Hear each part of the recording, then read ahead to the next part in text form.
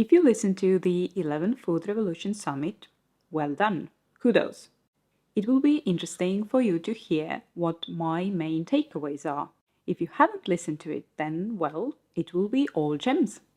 I'll start with the main takeaways, regardless of whether those were news to me or not. Then, I'll dive into new things that I learned during the summit. Take note that I've been listening to the summits for the past 3-4 years and have been actively reading and researching the links between health and nutrition for the past 10 years. And I did discover new information. After that, I'll tell you what this summit gave me and the things that I will change from now on. And finally, if you don't have time or patience to listen to all the 25 expert interviews, I'll let you know which 8 of them, in my opinion, are the most valuable and a definite must listen, and which is the most important for everyone. Let's start with 10 main takeaways. First, some numbers that should make you think about things. The US spends 18% of its GDP on healthcare, or rather disease management. And at the same time, the US accounts for less than 5% of the world's population, but it's responsible for 75% of all global drug company revenues. It's because 2/3 of all the calories eaten in the US are from ultra-processed foods. And this leads to the fact that US accounts for more than 15% of the world's known COVID deaths. Now, if you think that you should have the willpower to say no to all the junk food, think again. You can't take your willpower and go against the scientifically engineered and precisely marketed junk foods. The ads are created to turn you into a food addict, always wanting for more. Those foods destroy your ability to avoid overeating them, so there's no point in blaming yourself for not being able to persist. Junk food is highly profitable because subsidies are going in the wrong direction. After that comes the pharma that is happy to treat the symptoms that are caused by people's unhealthy diets. And around we go. At the same time, heart disease and most other chronic diseases are nearly 100% preventable with diet and lifestyle, even COVID. From a study, people who followed a plant-based diet had a 75% lower chance of developing moderate to severe COVID than did the general public. What's more is that those who followed low-carb, high-protein diets were 48% more likely to develop moderate to severe COVID. Now, what is being done to change the course? One of the biggest problems in our medical system is that medical schools don't include almost any nutritional education in their curriculum. It's because they teach for the final tests, and those tests have no nutrition-related questions. Food Revolution Network, together with Brightline Eating and American College of Lifestyle Medicine, developed 1,000 questions that could be used by medical schools in their assessment tests. The first batch of 250 questions was made available in the beginning of 2022, and now they're campaigning to get all medical schools to adapt them into their tests.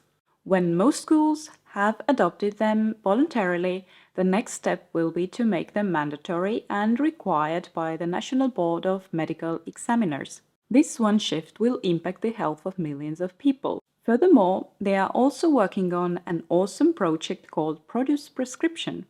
The doctors will be able to prescribe fruits and veggies to the patients, and the cost will be covered by the insurance. It is a cost-effective intervention for many chronic diseases. I think it is an awesome initiative. Eating healthy doesn't have to be restrictive, and it won't take joy out of your life. On the contrary, whole plant-based foods are delicious and enjoyable, and they extend the healthy years that you live. You can have the healthy experience of aging. You can look forward to it instead of being afraid of it. With modern medicine, we have not prolonged our lives, but prolonged our dying. The foods that got praised the most during the summit were greens, beans, mushrooms, onions, nuts and seeds, cruciferous veggies, berries, green tea, and surprisingly, coffee and cacao. It's worth mentioning separately that soy should not be demonized by mainstream media. Science shows that it's one of the most beneficial foods, especially when it comes to fighting and preventing cancer as well as menopausal symptoms. Next, low carb, high protein diets, especially high in animal protein, aka keto diets, wreak havoc on people's health when followed long term. Science shows that it increases cardiac death, causes inflammation, elevated bad cholesterol, TMAOs, and uric acid. Plus, animal products mess up your microbiome. Industrialized agriculture has become one of the most environmentally destructive forces on our planet. We are trenching our soil with insecticides and herbicides, destroying the forests, eroding the topsoil, draining the aquifers, and torture animals in factory farms. The most powerful thing that you can do for your health and for the health of our planet is to eat a whole foods plant-based diet. Be a participant, not an exploiter. Now, let's talk about the new things that I learned and that surprised me. They will be in a totally random order. The COVID research that I mentioned was fascinating. Healthcare workers from 6 countries, France, Germany, Italy, Spain, UK, and USA, with substantial exposure to COVID-19 patients, completed a web-based survey from July to September 2020. Those who reported following a plant-based diet had 73% lower odds to moderate to severe COVID. And those who reported following low-carb, high-protein diets were 48% more likely to develop moderate to severe COVID. One of my favorite substances, cacao, got some praise as well. For example, those eating dark chocolate have 71% less depression. Yay! However, don't confuse processed milk chocolate with raw cacao and dark chocolate. Have you heard of TMAOs, trimethylamine N oxide? It's kind of a new cholesterol. People with higher levels in their blood may have more than twice the risk of heart attack, stroke, or other serious cardiovascular problems compared with people who have lower levels. It is concentrated in egg yolks and red meats. Now, the surprising part. When vegans and vegetarians consume these foods occasionally, their TMAO doesn't spike. Bone broth is praised in some of the communities. Here's the catch. Animals store the lead in their bones. So, if you drink bone broth, you're getting concentrated amounts of lead into your body. Some folks get bloated when consuming beans because of the raffinose content, a type of carbohydrate that's poorly digested by the body. Bacteria in the large intestine break down raffinose, resulting in gas and bloating. However, it is water soluble. So, soak the beans for 2 days, changing the water twice a day. Cook them well and don't consume the water. If canned, rinse well. Also, you can add lemon juice when soaking the beans and cook with seaweed kombu and/or bay leaves. Next, broccoli sprouts were praised by most of the interviewees because of their high concentration of sulforaphane, or rather its precursor, glucoraphanin, that is a real cancer crusher. It's a funny coincidence that just before the summit launched, I published a blog post and YouTube video about how to grow and use broccoli sprouts, so make use of it. A few more words about sprouts. They are delicious and can double the antioxidant levels, triple the vitamin C, and quadruple the level of fiber in plants. Doug Evans opened my eyes about the sprouts' potential of being the primary source of calories if needed. He also mentioned the main mistakes people make when sprouting any seeds. Besides making cancer cells grow and wreaking all kinds of havoc in our bodies, animal products also feed unhealthy gut bacteria.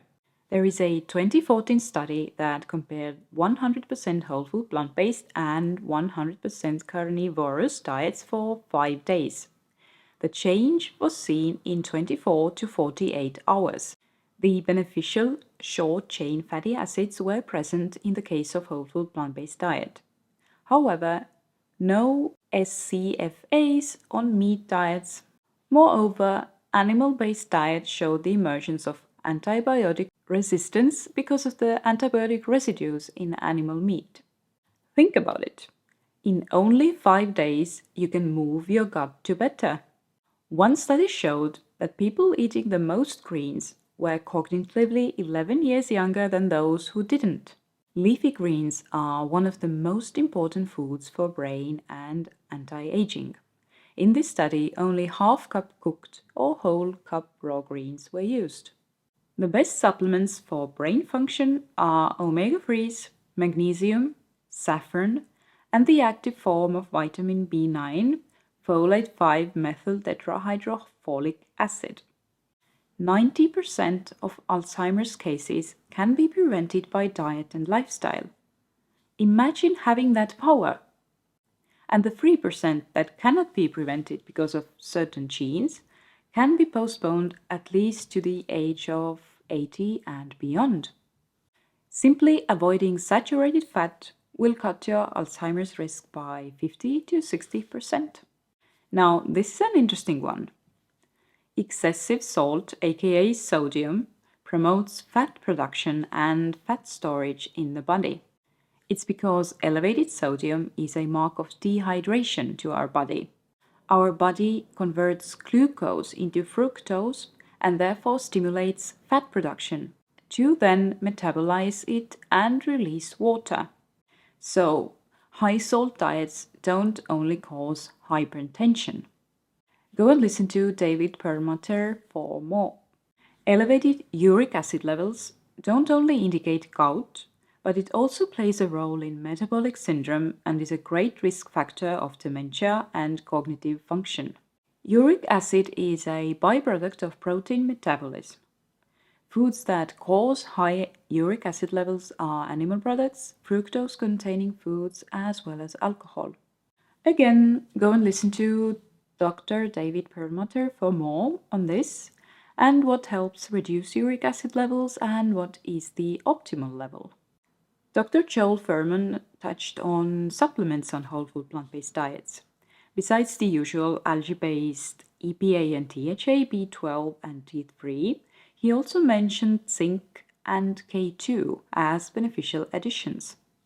He also said that low omega-3s is like smoking to your health. 83% of breast cancer is not caused by genes, and yet the only thing doctors ask from their breast cancer patients is family history.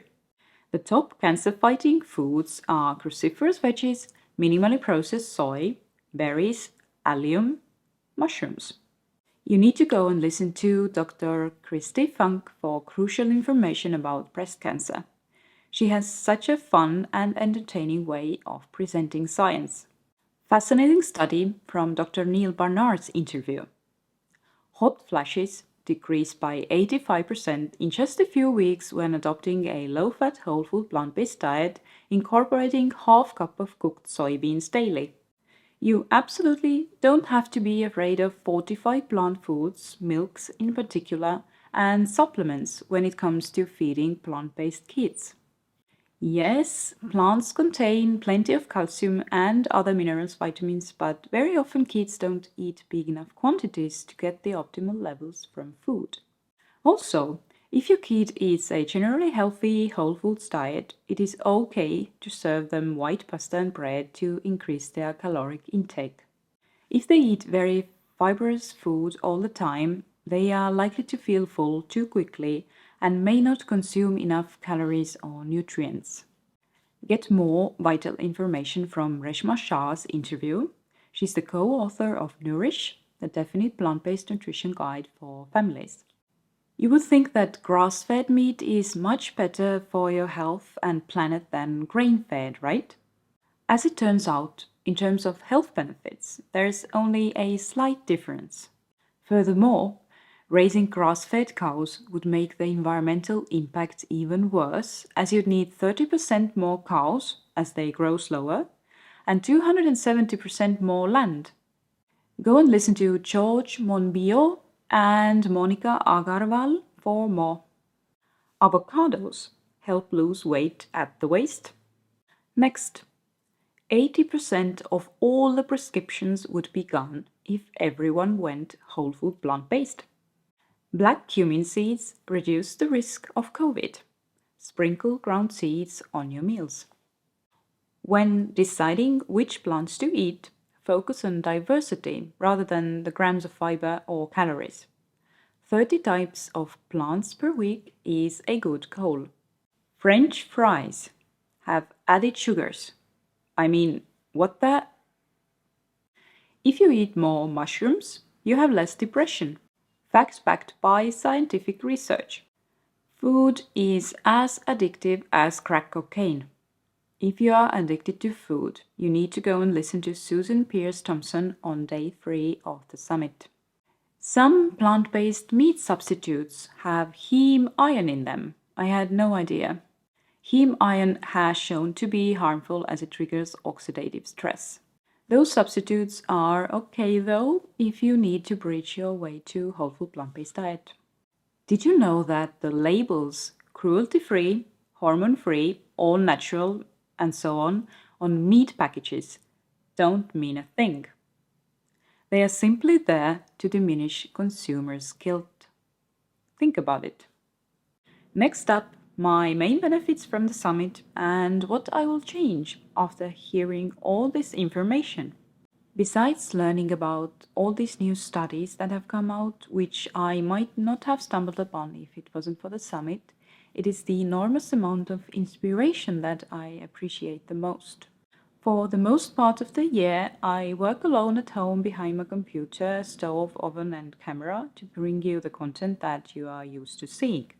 Each year, the Food Revolution Summit is like a grand gathering of like-minded people delivering the latest science and everyone's experiences, proving that what I do day after day is valuable and the right thing to do. I'm more motivated to bring this information and plant-based diet hacks to wider audiences so that as many people as possible can reap the benefits and save the planet at the same time. What will I change? I'll start taking zinc and K2 on a regular basis.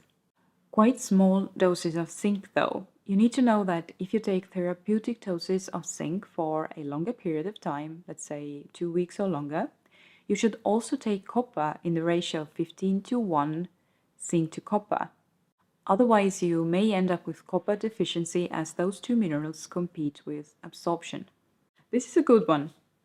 I will not freak out if my kid eats white bread and pasta. I will just encourage him to eat his raw veggies first to flatten the blood sugar curves. I'll also pay more attention that my family gets all those food groups every day. I'm already quite good at it myself. Greens, beans, nuts and seeds, something from an allium family, cruciferous veggies, mushrooms and seaweeds. If you go and register to listen to the summit now, you'll have 4-day all access to listen to as many interviews as you can.